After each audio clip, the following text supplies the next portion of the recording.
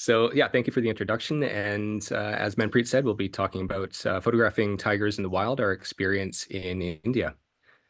So this talk is about, just so we know what we're covering, we'll be talking about the tiger reserves in India, specifically the one that we went to, the Bengal tiger, how to photograph them, and what our experience was like with them. There will be time for question and answer period.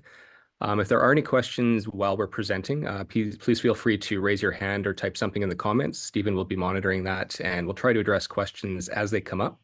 And if it's a little bit outside the scope, we can discuss it at a Q&A session at the end.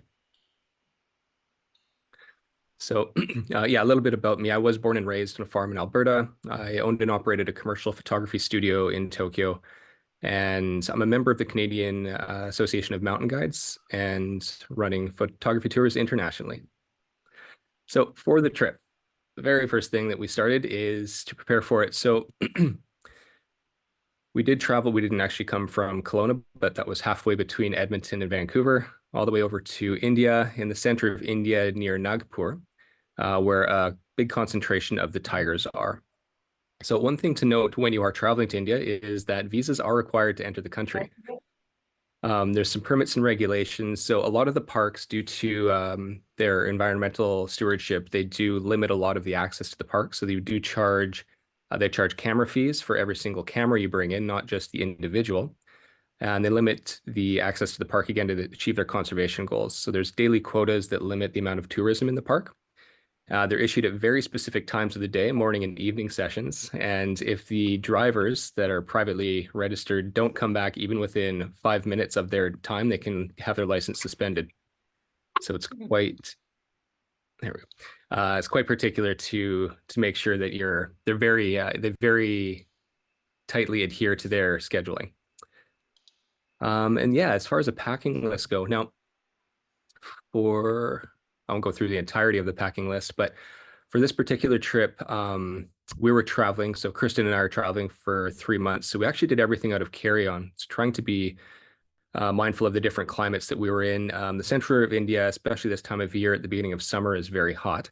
So making sure that we had sun coverings, light clothing, and then of course photographing tigers.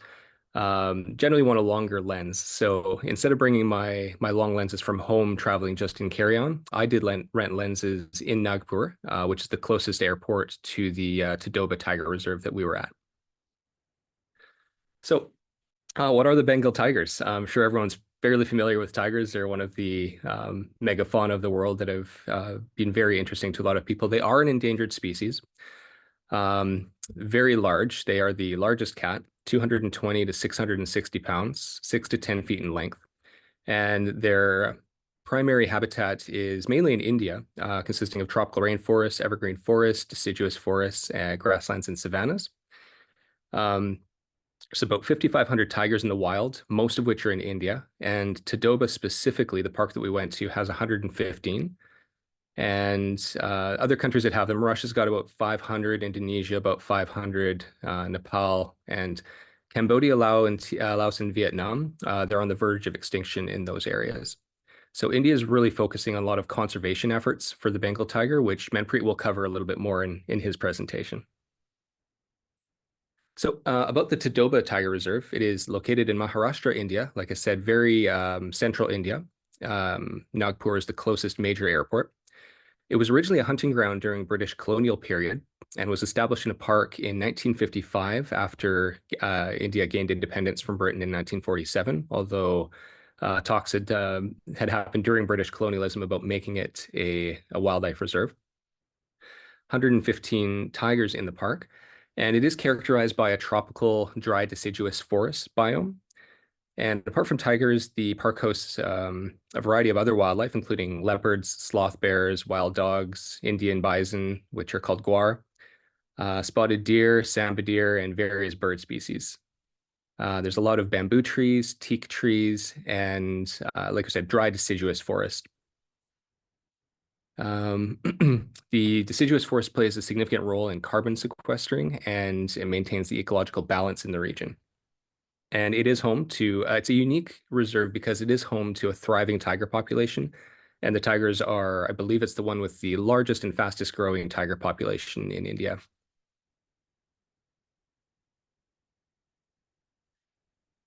All right. So yeah, best times to visit. So we were pretty particular with the time that we wanted to go. There's three main seasons. There's summer, which is March to May, monsoon, June to September, winter, November to February. And then people talk about the best time to go for visiting tigers specifically, but generally the summers are extremely hot. So March to May. So we were visiting in the early summer where it's not quite as hot as it will get. Monsoon season is obviously quite wet, June to September, brings a lot of rainfall and revitalizes the forest. And the winters, which are November to February, may be the most comfortable time to visit, but they're mild, they're dry. However, perhaps it's not the best time for tigers. And like I said, Manpreet will talk a little bit more about best times to visit to photograph them. But yeah, making sure you're planning an optimal visit during kind of trying to find the balance between heat and tiger sightings is pretty important. Safety tips. So don't get out of the vehicle. The guidelines for you have to follow the guidelines in the park. They're actually very particular about it. You do have to stay inside the vehicle, and this is not just for your protection, but it's for the tigers as well. Certainly, we want to keep it. They want to keep a very safe environment. And when you're inside the Jeep or the Maruti Gypsies, which is like an Indian kind of off-road 4x4 vehicle that we rode in, the tigers don't really see individuals in there. They just kind of see a vehicle, a shape, and it's. But the moment you get out, you're instantly kind of their prey, and they don't want to have any incidents like that. Um, yeah, obviously do not feed the wildlife. It can disrupt their diet, and they associate humans with food, which is also obviously not what we want to do. You're not allowed to use flash photography as it can startle the animals. And the biggest safety tip, so it's obviously quite safe. There's if sticking to the rules that they have, it's quite safe. The biggest safety tip that I noticed that when I was there was the sun, protecting yourself from the sun. So making sure that you're hydrating. It's extremely hot, so having sun protection in the form of hats, sunscreen, long sleeves, and long pants is absolutely the biggest safety tip that, besides not getting out of the vehicle, that I could see when I was there. Insects were not a problem during our trip, so they pop up a little more in summer and then the rainy season, but there was no insects. It was actually very pleasant for our time there, and we had great weather. As far as photography equipment, so the big question is which lens are you going to bring? So for me, you're kind of the two deciding lenses I was deciding between were like a 400 millimeter prime versus a 200 600 millimeter zoom, which I shoot Sony, so those are the two ones that were available for my camera. So you're kind of trading off the speed of a prime versus the versatility of having a zoom with a little bit slower speed. So for this particular trip, I wanted to have the flexibility because obviously we're not getting out of the vehicles. I wanted to be able to have some flexibility to zoom in and zoom out. So I opted for the zoom, which I think was the right choice for me. Next time I go, I might be bringing a prime just to see. But yeah, the kind of two ways I would go is either bring two bodies with two separate primes and pay the additional camera fees, or do the zoom like I did last time. There were some times when the tigers were so close to the vehicle that 400 mil you wouldn't be able to focus it very quickly. They'd be super close. So for this particular trip, I brought the 2 to 600 with a 2x teleconverter. So I had effective reach of 200 to 1200 millimeters. And I'm shooting with a Sony A7R series. So lots of megapixels to punch in afterwards. So yeah, so for my particular case, I wouldn't go I think the longer the better. The distances that you're seeing the tigers, sometimes, like I said, they come right up to the Jeep and it's pretty incredible.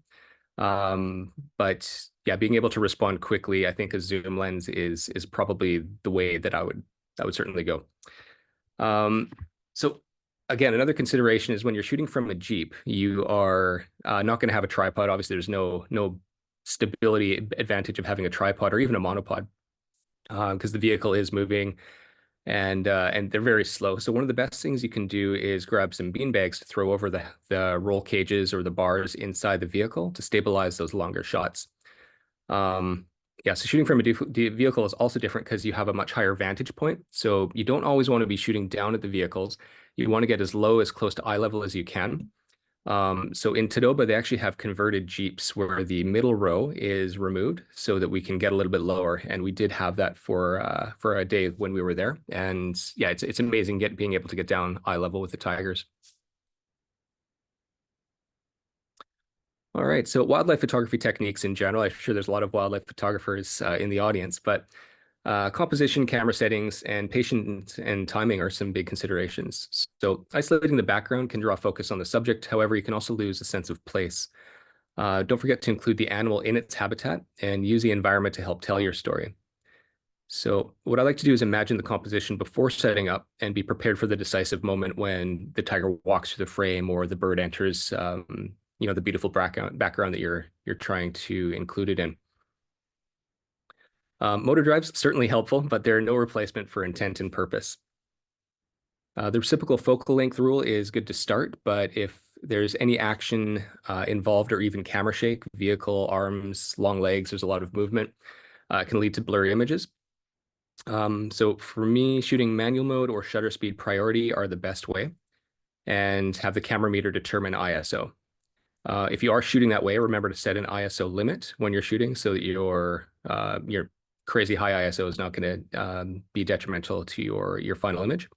And set a shutter speed limit. The other way I do this is set a shutter speed limit relative to the focal length when shooting. So with that one, the inverse focal length law, if you're shooting at 400 millimeters, don't shoot at slower than 1/400th of a second. Usually good until there's action, and then you can still get blur at those focal lengths. So I like to shoot quite a bit faster, maybe 1/1000th, 1/1250th, or even 1/2000th of a second, just to make sure that you've got those sharp images. But that does bump up the ISO quite a bit. So again, there's case for a very fast prime. So even though it is very bright out, shooting at those long focal lengths, you're going to want to control the ISO. And then finally, being patient and listening for cues, indicating that your moment is coming. So I'm sure there's a lot of birders in the audience, but what do birds do right before they take off? They usually, they drop their baggage, they go poop, and then they start to fly off. So as soon as you see the poo start to fall, you're like, okay, the bird is ready to fly. So there's a lot of cues you can look for with tigers as well, and some of the other wildlife. So tigers specifically, tracking tips, behavioral cues, and best locations. So one of the best things in our conservationists, naturalists that come with us for the tours is let the jungle do the tracking for you. So listen for animals like monkeys, deer, to give off alert signals. The spotted deer in India, the chital, are very vigilant, and they have alert signals that let people and other animals know that the tigers are on the move, or there's a predator like like a panther or leopard is on the move. And yes, the chital are very vigilant. Sudden silence can also be a great indicator of the presence of a large predator. So if there's kind of the normal jungle sounds that you're hearing and then it all stops, that could very well be that an animal, large predator, is coming into the area. So just like the birds, once you've actually spotted the tiger, same thing. If you're preparing for a bird shot, you're maybe waiting for an owl on a post to take off. You're waiting, you see it drop. Then you get ready and it's going to fly away. You're ready to shoot. Tigers also give some cues. So yawning, like this tiger is right here, is a great indicator that big cats are going to be about to move and get up. So they yawn 3 to 4 times is what our naturalist Shaheen said. And she was fantastic at anticipating the movements of the tigers. But they yawn to oxygenate their muscles, oxygenate their blood to get their muscles going. So when you see them yawn 3, 4 times, they're about ready to get up. And this particular tiger that was yawning here, sure enough, he got up a few seconds later she did, out of the pool that she was in. The other thing is time of day is super important. So tigers primarily hunt at night and during the crepuscular hours, so taking advantage of their stealth and excellent night vision. During the heat of the day, tigers are also unlikely to hunt as they want to conserve energy, and they're very likely to stay near a water source. Again, during the dry season, they're more likely to be found near a watering hole than wet season, where the prey is covering a large area, so they'll be covering a lot more ground. And if there is a kill, they will stay around to guard their food. It may take them several hours to eat a deer, and they may return several times to consume the carcass. So if you are, a lot of the other guides in the park, when they notice a kill, they'll radio to all the other vehicles so that you kind of know that a tiger may be eating in that area or maybe returning to it later. We were actually hunting a leopard one day, which are very, very elusive. And there was a kill that the leopard had killed the night before. And so we were kind of driving around in circles, kind of coming back to this area to the kill to see if there's a black leopard that was that had killed it and was waiting to come back. So very likely it would come back dusk, dawn, and then during the night. But we were hoping that we'd get a sighting. So we spent a day trying to get the elusive black panther. But yeah, it was really interesting seeing the behavioral, like all the naturalists understand. Actually, I wouldn't say all the naturalists, but our naturalist was incredible. All the vehicles would be driving one way, and she's like, "No, we're going to go this way because this is the behavior that she anticipated of the tiger." And we had a couple sightings where it was just us, and absolutely fantastic. Great. And post-processing tips. So won't go into a lot of detail, but for editing software, I personally use Capture One for over 90% of my editing. Virtually everything I'm doing on the raw files, and if it needs something else, I'll take it into Affinity Photo, which is an equivalent to Photoshop. But 90% of what I do is in Capture One. I use Capture One. So I was a commercial photographer for a long time, and Capture One's tethering is wonderful in studio. So nothing's really comparable to that. And obviously, I'm not shooting tethered out here in the jungle, but the raw processing in Capture One is absolutely stunning. So I do use Capture One. The basic edits to correct the image, I'll do a global and selective adjustments of density, contrast, brightness, black and white point, and white balance. And shooting wildlife, and specifically at these focal lengths, it introduces some other considerations with editing. So especially using a teleconverter, there's an image quality degradation, and you lose a bit of sharpness. So there's a few things you have to reintroduce into the image to get those much longer focal lengths looking good. Even atmospheric haze, hot day, we've got heat waves rising, you've got uneven temperatures is going to affect the shots.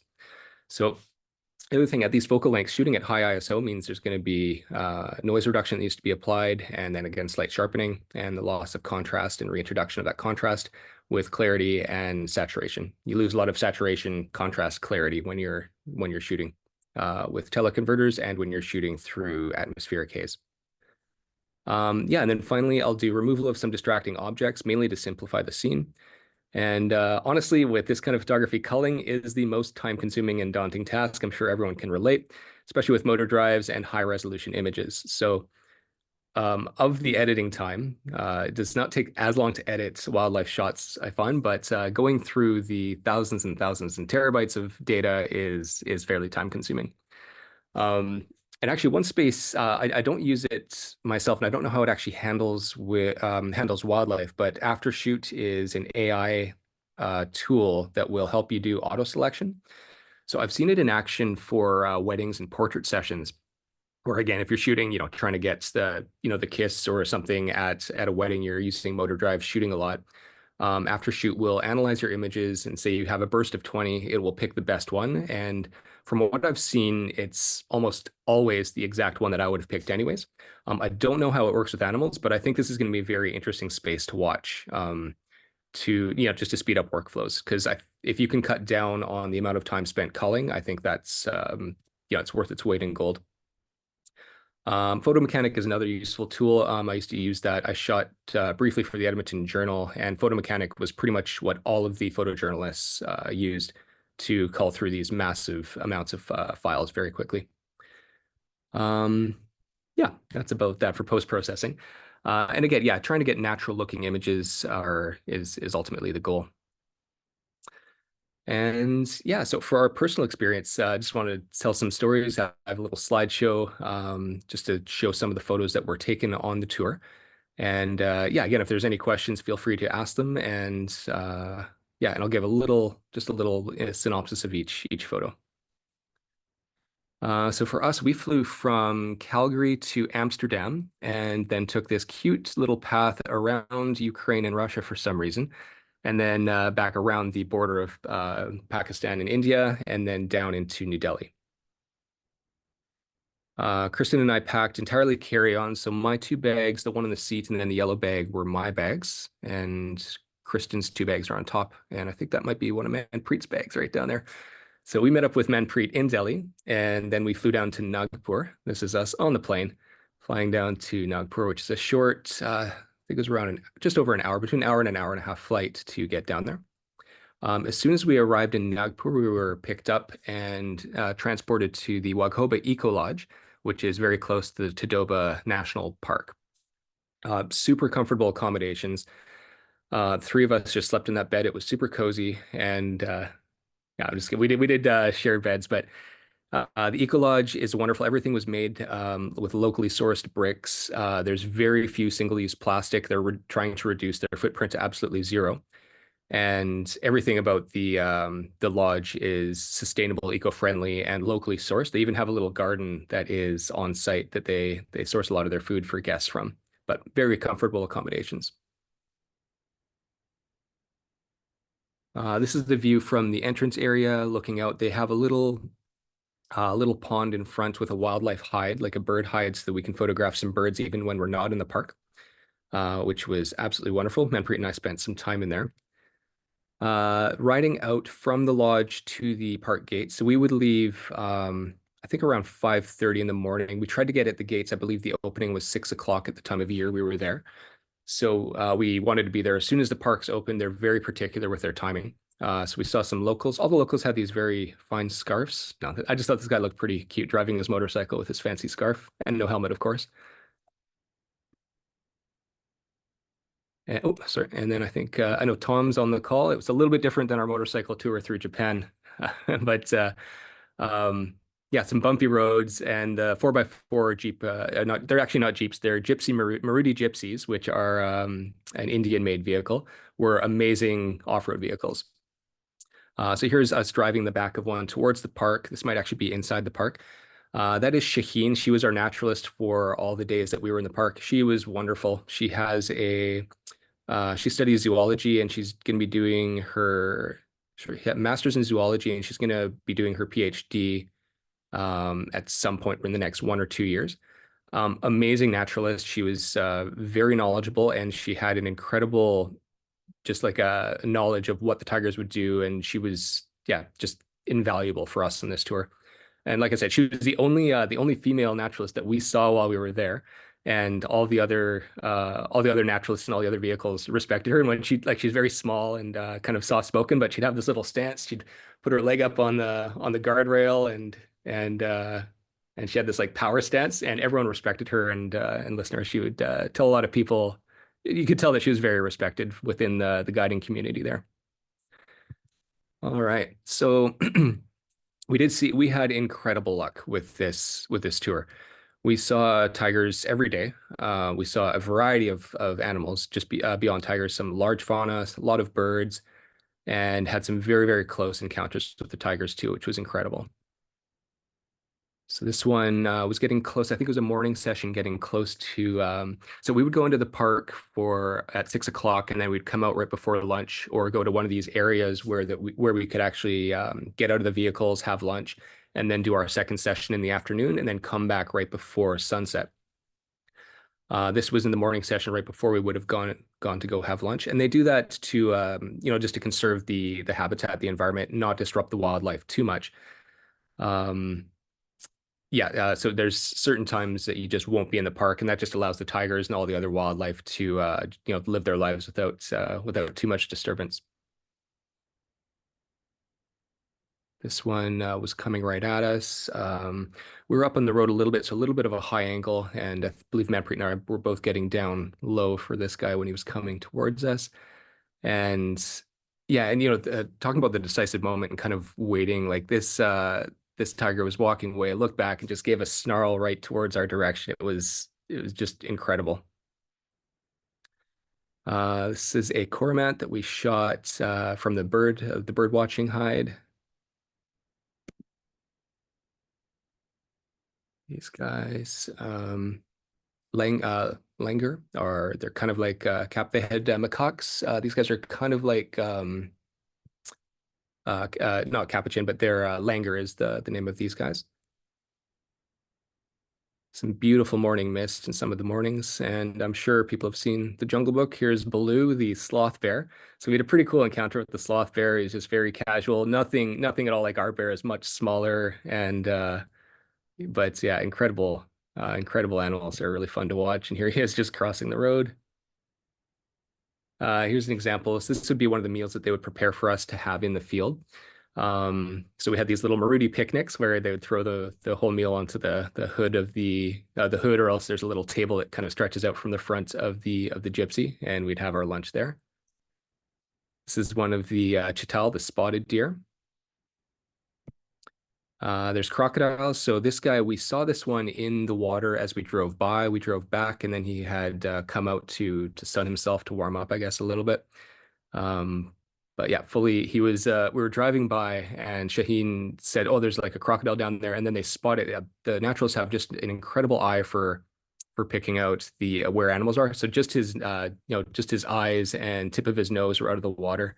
And they're like, "Oh yeah, there's the crocodile right down there." And there's so many times we're driving by something and they just see, and it takes you a moment to catch up. It's very difficult to spot them before the naturalists. It did happen a few times, but it's very difficult to beat them to the punch. And here is another heron, or egret, which is a type of heron in the just in a pond as we're driving by. Another tiger just sending, this is my birthday tiger. So this one was on my birthday. This is the tiger that we got to see just by ourselves. Every single other vehicle was off driving to different directions, like trying to see another tiger. And Shaheen was like, no, we got to go this way. And we had this amazing, probably 10 minutes, like alone with this tiger before the radio went out and everyone started to come around. But it was just amazing. And yeah, very cool just seeing her get out of the water and then walk along the ridge line for quite a while. And then of course the food at the lodge, they feed you nothing but popcorn, which is it's okay. I like popcorn. The food there was absolutely amazing, just very top-notch food. We ate, if anything, we ate way too much food while we were there. But there was a personal chef and yeah, amazing meals, very full. Whatever we wanted, they'd keep bringing us more. This is the hide. So there's a little window that opens up there that overlooks the pond that you can shoot from. This is also a library. There's a little bar in one end and a library in the other. This room at Wagoba Eco Lodge. This is inside that room. Us getting ready to go out for a day, and this shot is my watch wishing me a happy birthday, which just made my day. And that was in the airport on the way back. I just thought that was a funny photo to include. And I do have one video here of us driving, just to see this is driving back from the park back to the lodge, just to kind of see like, black and white Dalmatian. Like.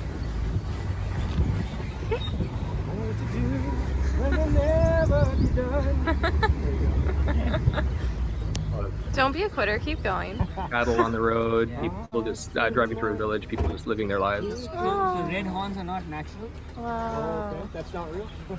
So cool. Yeah. We had to pay extra for a driver, so Amazing. we opted out of that option. Okay, hero, keep going. All right. And yeah, then conservation efforts. So Tadoba, what they do is they cook your lunch on the hood of the gypsy to save costs on energy. So that's one really good thing they do for conservation. Yeah, they obviously served it to us there, but Tadoba is doing a lot for their conservation efforts. They're switching to electric vehicles. We actually did have one day an electric vehicle. It was a converted Maruti Gypsy, which is these amazing 4x4s. Converted from petrol to electric, and it was incredible. Incredibly silent. It's less disruptive to the animals, and yeah, it was very different experience having the petrol vehicle versus the electric vehicle. So quieter, it's more sustainable, and electricity in the area is generated by sustainable methods like geothermal. And then one thing, so a lot of the money that goes into the park, into Tadoba, is recycled to help these conservation efforts and to help increase the populations. Obviously, India realizes the importance of tigers to tourism and protecting the environment, and it's good that they're taking a role in environmental stewardship. And then what can you do to help if you are doing tours to India, making sure that you're doing it with responsible touring that supports conservation efforts and ecological sustainability is super important. But yeah, that was our experience, or my experience, when we were there. And yeah, if there are any questions, feel free to ask them now. I know we'll do a question and answer period at the end, but Stephen, maybe we could do some now or take them all for the end. We can do a few right now if somebody wants to Yeah, that'd be great. speak up. I'll just turn the. Yeah, I got a question about the sustainability of the park. Like the animals the tigers are feeding on, are they managed in any way, or is it just a wild forest that So just a wild forest. So they'll do what they can to limit human impact. But yeah, they're not stalking it. They're not yeah, they're not doing much. Just kind of just let nature take its course. And oh yeah. So the tigers are free to roam like in and out of the park? yeah, and that's one of the most incredible things. So there's no like the tigers will roam. They'll come in, they'll come out. There's no fenced areas, there's no cage, it's nothing at all like a zoo. So it's a lot better than a lot of obviously zoos and certain other parks where it's they try to guarantee that you'll see things. You really are hunting the tigers. You're trying to determine where they'll be. And what's interesting is there's the core of there's multiple parks, but this particular one, Tadoba, there's the core center, and you get a separate pass to go into the core, and then there's kind of a perimeter around it, which is a buffer zone, and you can also get a pass to go in the buffer zone.